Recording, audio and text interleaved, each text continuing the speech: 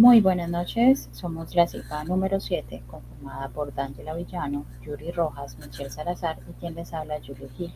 Estamos aquí reunidas para tratar el tema del sistema nervioso y endocrino para la materia de morfofisiología con el profesor Oscar Leal. En este caso, una de las preguntas del trabajo sería cuáles son las principales estructuras y funciones de los sistemas nerviosos y endocrino.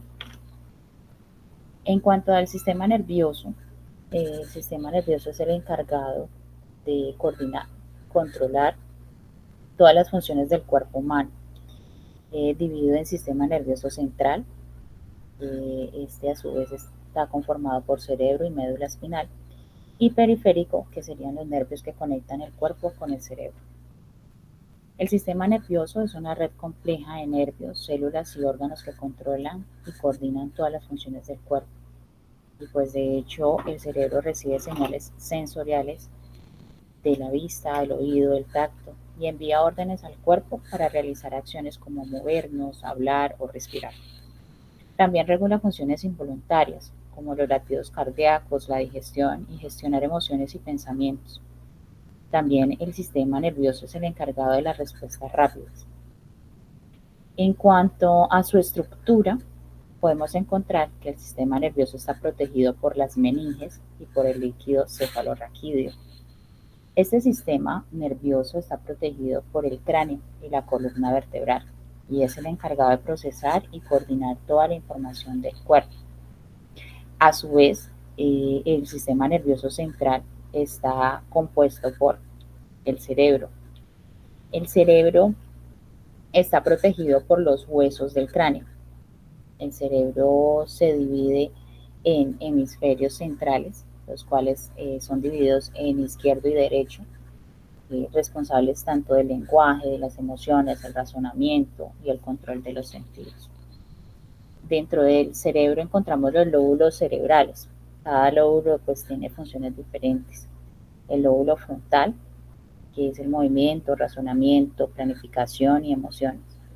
El lóbulo parietal, que es el procesamiento sensorial, la orientación espacial.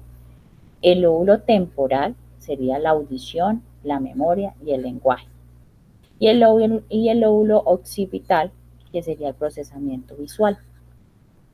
También encontramos el cerebelo, que es aquel que coordina el equilibrio, la postura y la motricidad fina.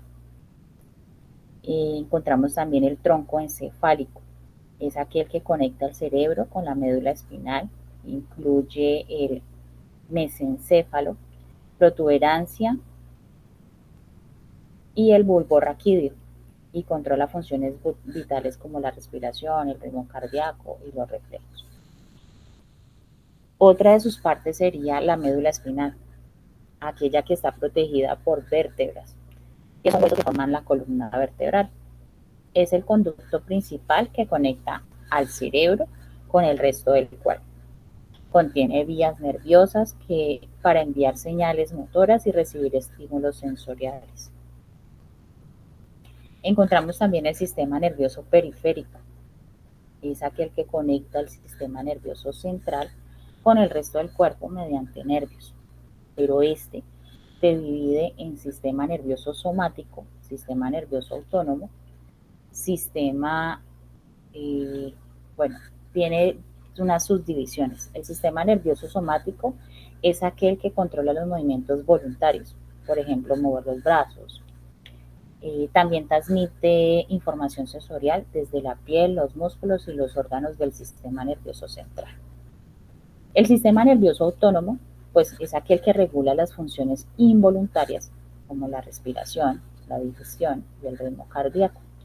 Y es aquel que tiene unas subdivisiones, porque se divide en sistema nervioso autónomo simpático, parasimpático y entérico.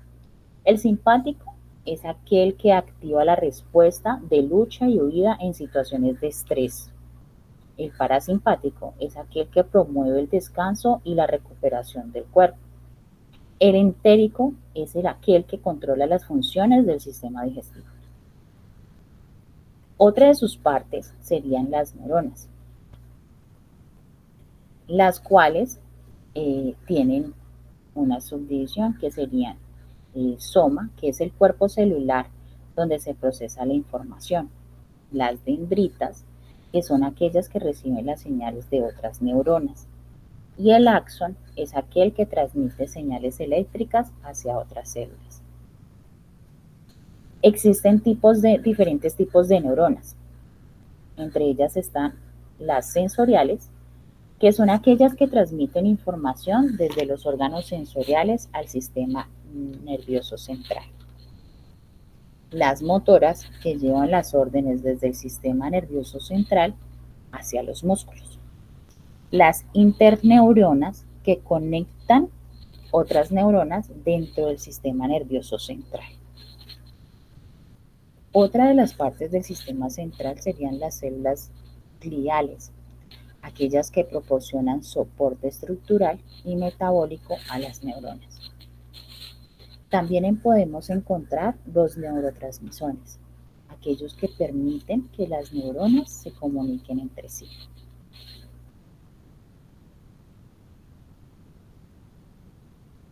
La segunda pregunta nos habla sobre cuáles serían las patologías más frecuentes que se presentan en el sistema nervioso y en el endocrino. Como bien se sabe, el sistema nervioso es una estructura compleja que controla y coordina todas las funciones del cuerpo. Cuando se ve afectado por alguna patología puede provocar síntomas que van desde dolores de cabeza hasta la pérdida de la movilidad o el pensamiento. Entre ellas se pueden encontrar enfermedades neurodegenerativas. Estas enfermedades se caracterizan por la pérdida progresiva de neuronas, lo que afecta tanto ya sean funciones como la memoria, el movimiento y el pensamiento. No tienen cura, pero algunos tratamientos pueden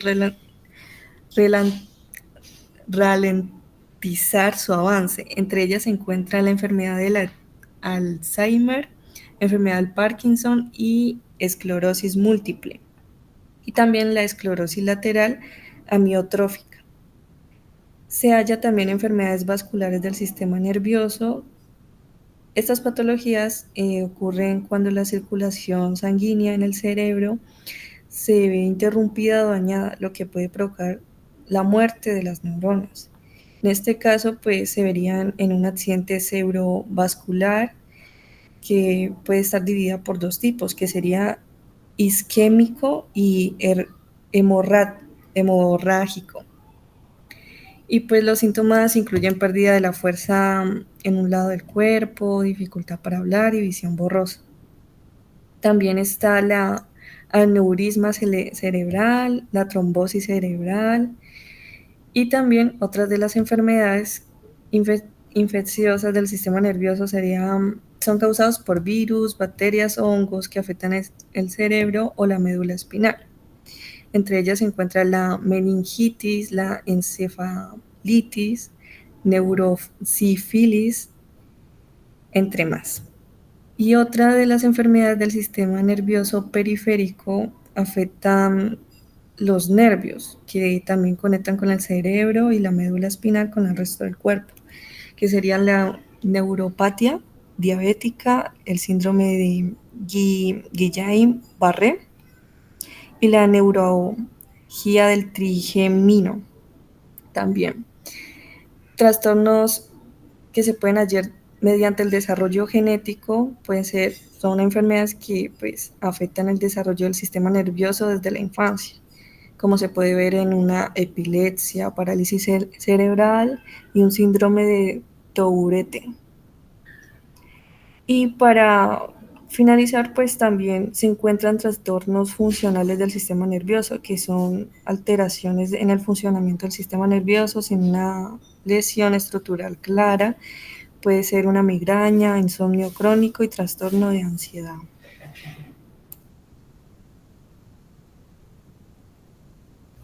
Yo les hablaré un poco del sistema endocrino. Este sistema está compuesto por un conjunto de glándulas y órganos que secretan hormonas, las cuales son sustancias químicas que actúan como mensajeros para regular diversas funciones en el cuerpo. Sus principales estructuras son, primero, glándulas endocrinas. son los órganos que producen y liberan hormonas directamente al torrente sanguíneo. Las principales glándulas endocrinas son el hipotálamo. Aunque este se encuentra en el cerebro, el hipotálamo controla la función de muchas glándulas endocrinas a través de la liberación de hormonas que actúan sobre la glándula pituitaria, glándula pituitaria o hipófisis. Esta es considerada la glándula maestra. Esta se divide en dos partes, que es anterior y posterior. Y esta regula otras glándulas endocrinas como la tiroides, las glándulas suprarrenales y los ovarios o testículos. La tiroides regula la velocidad con que el cuerpo usa la energía y controla el metabolismo. También tenemos la paratiroides. Estas son pequeñas glándulas localizadas en la tiroides. Regula el nivel de calcio y fósforo en la sangre, pues a través de esta misma hormona. Las glándulas suprarrenales. Estas se encuentran sobre los riñones y tienen dos partes, la corteza y médula.